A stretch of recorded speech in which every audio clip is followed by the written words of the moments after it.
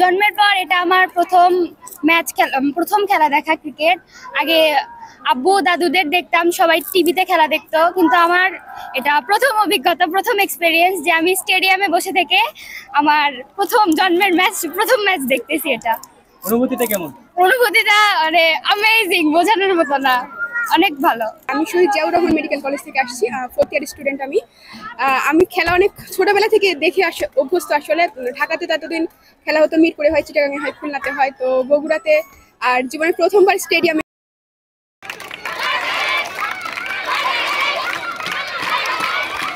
দীর্ঘ 19 বছর পর বগুড়া শহীদ চাঁদ স্টেডিয়ামে আবারও ফিরেছে আন্তর্জাতিক ক্রিকেট।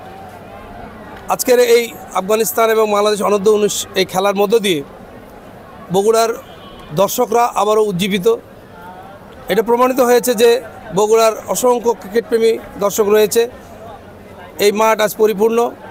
2006 সালে এরকমই একটি দিন গেছে, আমরা খেলা দেখেছি এই মাঠে, বাংলাদেশ এবং শ্রীলঙ্কার সেই ম্যাচটি, এবং এরপরে বাংলাদেশ জিম্বাবুয়ের ম্যাচ এখানে হয়েছে। কিন্তু দীর্ঘদিন অবহেলার কারণে 19 বছর পর আবার শহীদ চাঁদ স্টেডিয়াম দর্শকে পরিপূর্ণ হয়েছে।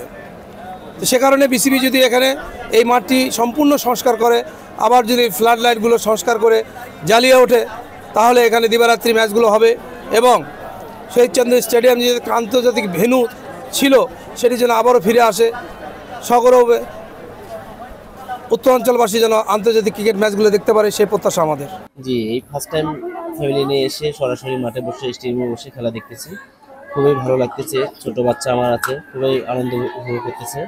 এটা আমার সেকেন্ড টাইম এই বগুড়া শহীদ চাঁদ স্টেডিয়ামে বসে খেলা দেখা, এবং অনুভূতিটা খুব ভালো লাগতেছে।